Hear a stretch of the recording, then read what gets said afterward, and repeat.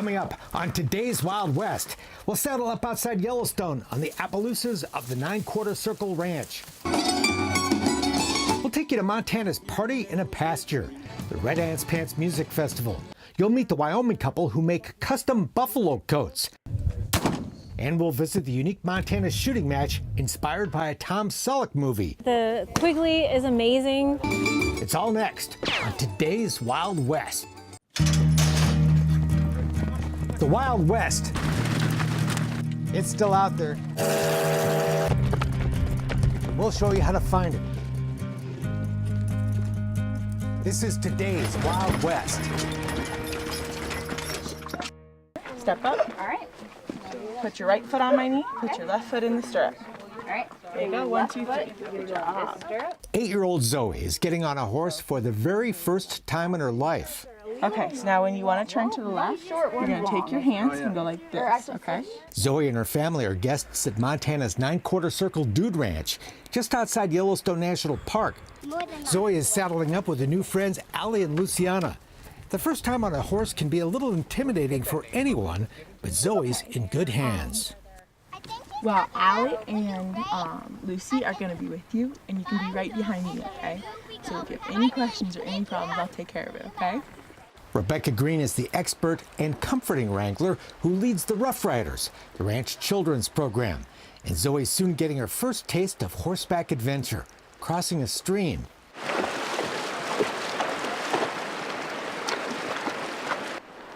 Osprey's a good horsey. That's what my baby sister used to ride. Allie and Luciana are veterans of the saddle, and their relaxed confidence is contagious.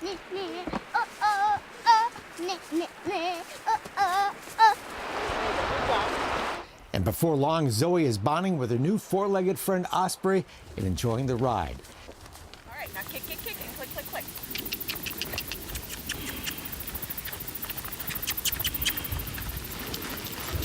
There you go.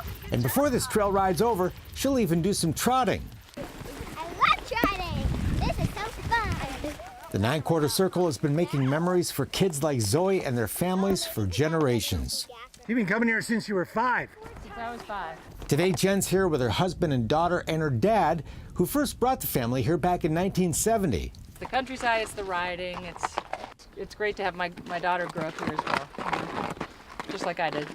It's just glorious country with blue sky and forest around and fish in the stream to look at, and it's just been a great way to grow up with my family.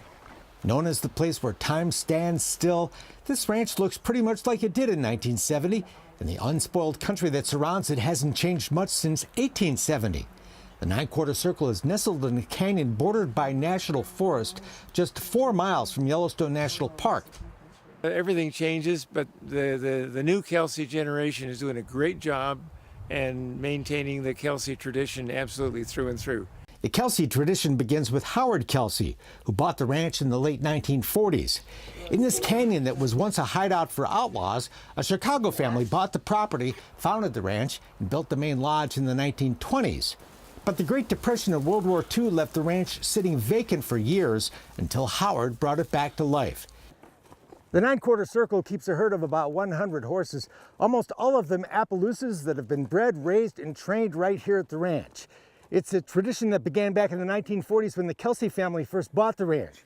And these beautiful horses, like my horse Wind, are well suited for this rugged yet beautiful terrain. There's not a lot of people that have a closed herd that they've done their own breeding for 65 years. And the fact that we have raised every horse here and brought them up and trained them and done that whole process, you know, we know what we're getting. And so it's reassuring to me to go down there and put somebody that I don't know on a horse that I know very, very well. Every year, about 10 new colts are added to the herd, born from mares bred for their disposition and conformation.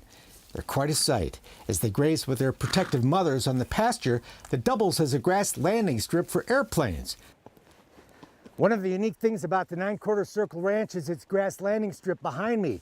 Decades ago, many a guest would fly into the strip for a visit, and there could be as many as 15 small planes parked along the strip, which is still operational today. And when it's not being used for planes, it makes for great pasture for the horses. Back in the 1950s, dozens of guests arrived here by private plane. Cameron Kelsey is one of the few private pilots who continue that tradition. He and new bride Sally are the third generation of Kelseys to run the 9/4 circle. It is a big legacy. It feels good. I mean, I'm proud of what our family has created, and I hope that I can do a good job and keep it going and continue it on. And I found a partner to do it with me. And one of the things that I think strikes me is that it's not only a legacy of the family, third generation that will be running it, but it's also a legacy in the families who visit here. And week after week, I hear more and more people who've been coming for their whole lives, and they're bringing their children now. Is it hard to turn the reins over after doing this all your life? Now because they're going to be great at it. They're going to be good. Yeah. Yeah. There's no question that they'll be all right. Yeah. It's got to make you feel good to see it. It does. Yeah. Carried on. Wonderful. You bet. Great. Yeah. The Appaloosa horses are not the only star attraction of this ranch. This is also perfect fly fishing country. The Taylor Fork of the Gallatin River runs right through the property. For those new at the sport, the ranch provides all the fishing gear you need. Plus, expert guide Spencer Wallace to show you how to use it. Great guy, super fun, super into it, loves what he's doing. He gave me kind of one-on-one attention yesterday, so that was my first time out yesterday, and I learned a lot. Occasionally we get some people that are advanced fishermen, but most of what I do is teaching and helping the beginners, so I love it, you know. There's lots of places to go fishing in this world, but few in this kind of setting. I've done this before, but never anywhere this beautiful. For those who love the horses, it's always cool to watch the wranglers driving the herd in the morning. And later, head out for a great day's ride. Riding here is like having your own national park. This country is spectacular, and the crowds of Yellowstone are all on the other side of that boundary 4 miles away. And just like the park, elk, deer, wolves, grizz, and moose all live in the neighborhood. Like, I've seen 6 moose now, and Mostly bull or cow? mostly bull. Yeah, I've seen one. Wrangler Haley has already seen a bunch of moose this season, and as we crest a hilltop, we spot one more. Quite a sight. How cool is that, huh? That was super Very cool. See a moose? Second female I've seen.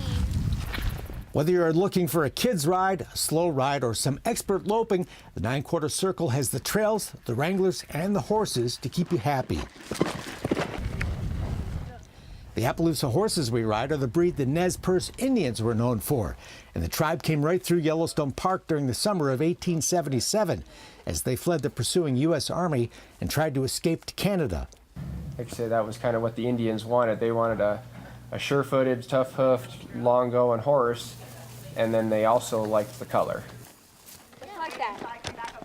Everybody's in the saddle together as we head out for the ranch dinner ride one evening.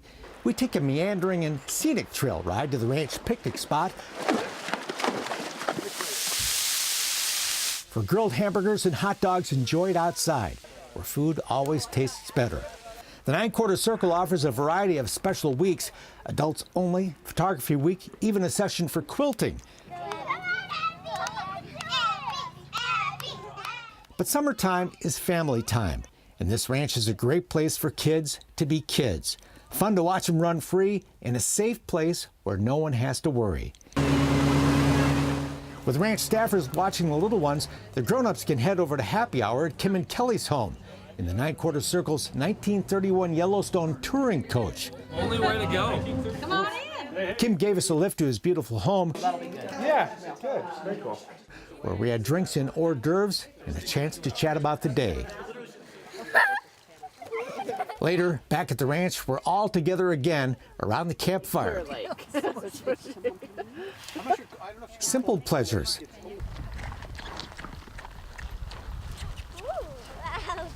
There you go. And what a place to bring the kids. It was great. That was really fun. And be a kid, no matter what your age. And she liked trotting. You It's were trotting? Yeah. Oh my Except I goodness. bounce really high. I bet. All at this place where time stands still. It's neat to see what we can all do together.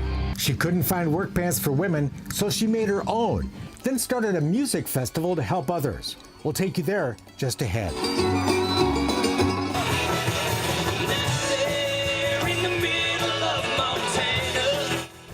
Montana, what some might call the middle of nowhere,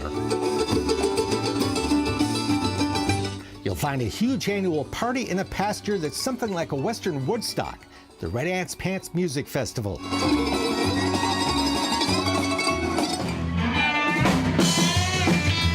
18,000 people gather here on a warm July weekend to rock out to 16 main stage bands, playing an eclectic mix of music: Americana, Southern rock, outlaw country, bluegrass, and more. In a beautiful spot outside the tiny town of White Sulphur Springs, population 900. It is the middle of nowhere. We like to think of it as the middle of everywhere. It's all the creation of Sarah Calhoun, who couldn't find a comfortable pair of work pants for women and decided to make her own, calling the company Red Ants Pants. I worked in the backcountry and I didn't have pants that fit because there weren't any made for women. So without a business degree and with zero experience in the apparel industry, I decided to start Red Ants Pants, the workwear for women company. Everything's made in America. And we launched that in '06, and here we are now. The former Outward Bound instructor founded Red Ants in 2006. 5 years later, she created the Red Ants Pants Foundation and its first project, the Music Festival. All profits from this party fund the foundation, which supports leadership programs for women, help for family farms and ranches, and other programs to help rural Montana. So we've gifted over $100,000 over the years. And that's to grants that go across rural Montana to really support the things that mean a lot to us. Sarah may be the brains of the operation, but the whole community volunteers and pitches in to make it happen, starting with Scott and Lynn Jackson, who donate the use of 100 acres of their ranch for the festival. The thousands who come here to have a good time are very appreciative. Oh, I just love the music. I love the atmosphere. The music, the friends, and the alcohol. The mix of music is matched by the variety of people in the crowd. Everyone from young children to seasoned citizens turn out in a variety of outfits. This is my third year in a row. It's an amazing venue, beautiful people. My 2.5-year-old son is perfectly welcome here. It's basically the perfect concert. The Red Ants stage has hosted some of the best-known names in music: Merle Haggard, Emmylou Harris, Lyle Lovett, Winona, and Dwight Yoakam. And it's a potential launching pad for lesser-known acts playing the secondary stage. Fans vote on their favorite, and the winner plays the main stage the following year. And that's not the only contest. Like, it's very beautiful knowing that I have a chance in this world to show people what this beautiful beard does. A guy who calls himself Rusty Thunderbeard won the beard contest. I used to be clean-shaven, collared shirt, slacks, 335 pounds. Not anymore. I've lost 140 pounds. I'm a new man. Also in the weekend spotlight, a special group of vendors offering locally handmade jewelry, custom cowboy boots, and more. It's been good. It's been really good. It's a great crowd. Been absolutely wonderful. First year, great experience. Everyone is a Montana-based vendor. A lot of them are out of very small rural towns in Montana, so it's a great opportunity for us to promote business owners that are doing beautiful work in small towns. Red Ants has its own merch, t-shirts, belt buckles, and of course, the work pants for women that started it all, modeled by carpenter Allison Colby. I love them because they're comfortable and they're really tough. It's cool to know that they're made in the USA. You know, it's like, it just makes me feel good to know that somebody right here sewed them for me. Thank you for having us at your wonderful, beautiful, lovely part of the world in this great festival. It all makes for a great summertime vibe, and the touring musicians who play here are quick to notice what a special venue this is. I had a great time. Yeah, wonderful folks. And of course, what a beautiful setting, huh? I think it's amazing. I love it out here. It's so great to be surrounded by this beautiful scenery, and this festival's awesome, and everyone's so nice, and all the bands are amazing. I love it. I think it's one of the best festivals I've ever played. The scenery, beautiful, and I'm a really big fan of the lineup here. I think all the artists are very legit. We're gaining a reputation of really people want to come play here because the crowd is phenomenal. They're listening, they're cheering, they're paying attention, and they're loving it. And we have great hospitality, and I mean, look at the landscape. It's hard to beat. Yes, we can still do snow cones. Mother Nature did rain on this parade a time or two with a passing summertime shower, but the weather didn't dampen anyone's spirits. The weather, it's perfect. It gives a little break to the heat. It's Montana in the summertime. It's a really special time. It's bringing folks from all different parts of the country and world together and having a fun time in a cow pasture. It's neat to see what we can all do together. You definitely need to check it out. It's one of the best ones I've ever played, and I've played a lot of festivals. It's one of the best ones. And by the way, you might be wondering where the name Red Ants comes from. That's because in an ant colony, it's the women who do all the work.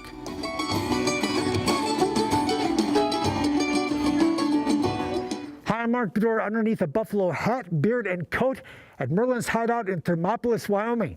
We'll take you for a tour of this most unique shop that makes all things buffalo, coming up on today's Wild West.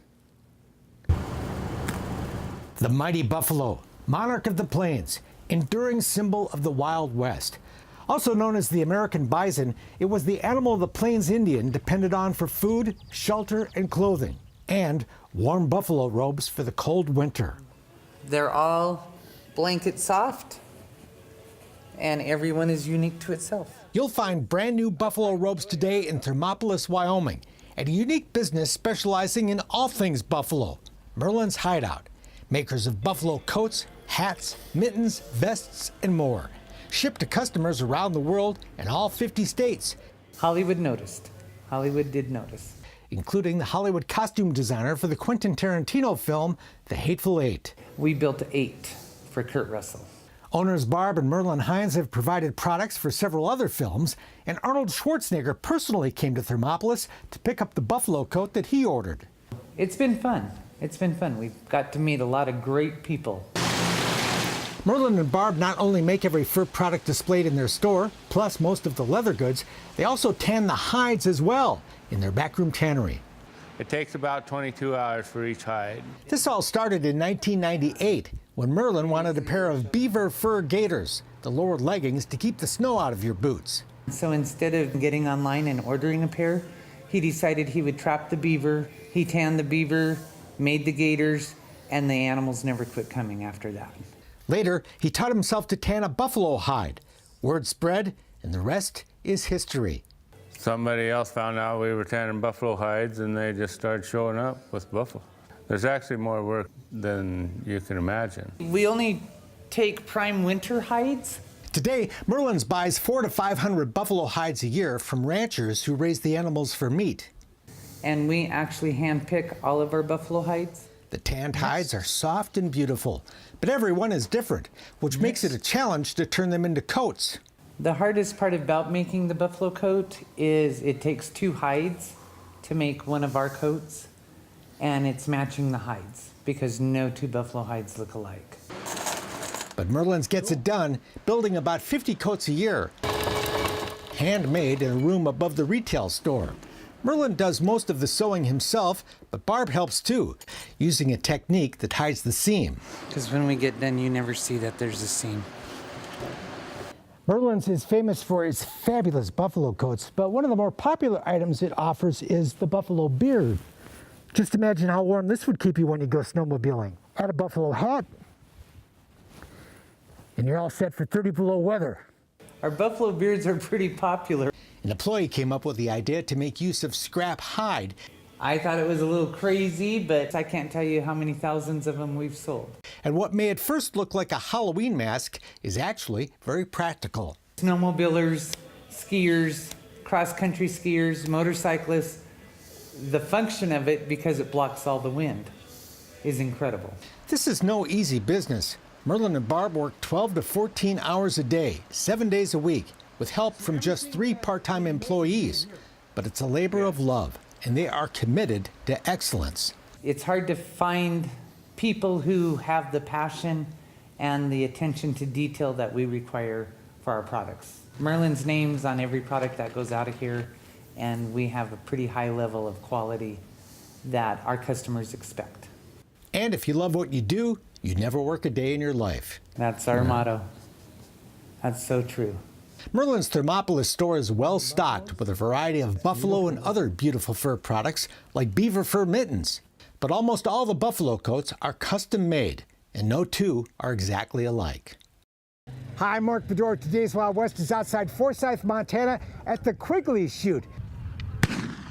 The guns once used to hunt buffalo now hunt targets in a very challenging Montana shooting competition. We'll take you there just ahead. This is fun. It's a blast when we're not shooting.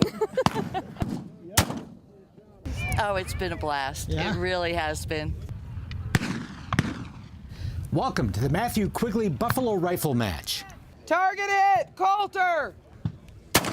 Competitive target shooters from all over the country and around the world It's worth a 1,000-mile drive.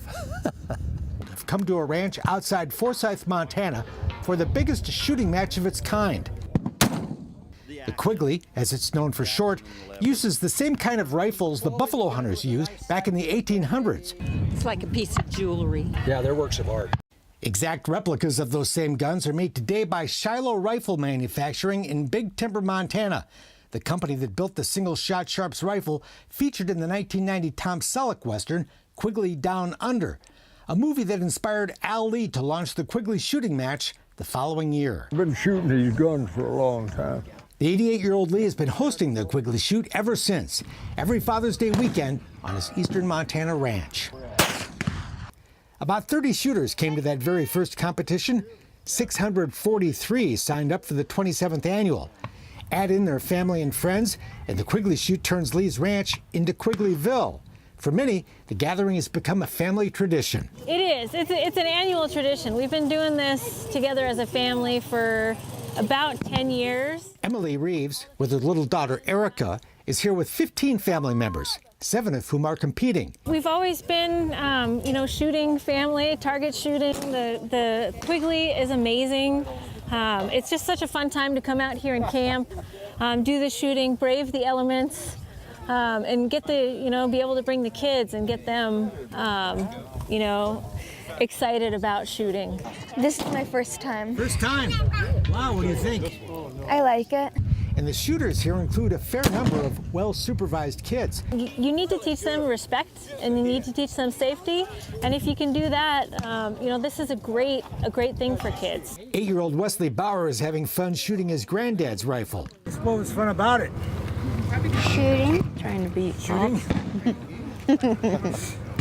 Target it! Coulter!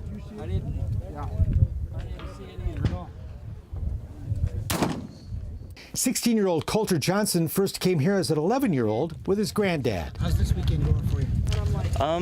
Pretty well. He's shooting exceptionally well. That's my gun. He's shooting and he's beating my butt.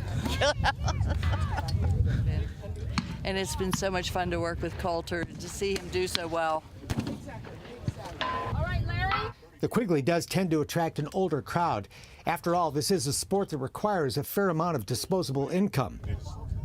For a quality gun with a nice sight, you're looking maybe $2,500. But for those who love the Quigley, it's money well spent.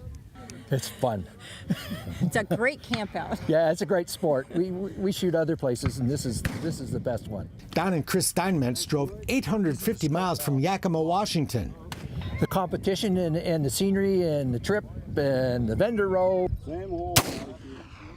The noise, I love hearing it hit. That's my favorite part. Hitting a target you can barely see using only iron sights, no scopes, is no easy thing. You just get used to looking for the contrast between the dark and the light and placing that in the peep and the end of your sight. Targets range from 300 yards to as far as 1,200 yards away, well over half a mile. Alyssa! Which is why this is a two-person sport. Miss. With a spotter helping shooters gauge the wind. At long distances, even a slight breeze can send a bullet off course. It's challenging, definitely challenging, a lot more challenging than modern firearms. Dave Gullo was last year's champion. But once you learn it, you'd be surprised at what you can hit. Target hit! Pretty far out, 800 yards, 1,000 yards even. And then you just kind of look at your gun and you think, I just hit that target for real in your iron sights. We're talking iron sights we're using. But he also doesn't take the competition too seriously. There's no pressure. I let the chips fall where they may. If I win, fine. I don't win everything. No way. If I lose, I lose. I'm happy for the winner. All this fun is governed by just 2 rules. Be safe and have fun. But there are procedures to make sure that happens. The muzzle is always pointed in a safe direction, which is downrange at all times. You keep your finger off the trigger until you're ready to shoot, and you keep the gun unloaded until you're ready to shoot. Dan Kuchera is the Chief Range Safety Officer, but Dan stresses safety and looking out for each other is everybody's job. These guns have no manual safeties on them, so the safety is between your ears. You need to be thinking, as with all firearms, you need to be thinking about what you're doing and be aware of those who are around you. And this is a crowd you can trust. There's a lot of dollars worth of equipment sitting around. You never have to worry about anybody messing with it. Just a bunch of real good people here. The fun includes shopping at the vendor booths. Okay, we'll take it. And showing off your best Western outfits. We have friends all the way up and down the line that we visit with too. And we have maybe a little glass of something to drink. And everybody's been so nice because yesterday all we did was watch it rain. We couldn't shoot, you couldn't go anywhere, and everybody was happy. They were having fun visiting with their friends, and then today we can shoot. I bought my gun in 2010, so I started competition in 2011. The Quigley Shoot, a Montana weekend of fun, friends, and family. Being together, that's really what it's all about. And getting this one started. Yeah. He almost outshot me today. Yeah? Yep. That's it for now. We're back next time with more cool stuff from today's Wild West. I'm Mark Bedore. We'll see you down the trail. For more information on the people and places featured in today's Wild West, or to order show DVDs and books, visit todayswildwest.com. Funding for Today's Wild West provided by the Montana Film Commission, the Leggett Foundation, the Chuckwagon Trail Riders Foundation, the Dude Ranchers Association, and the Dude Ranch Foundation.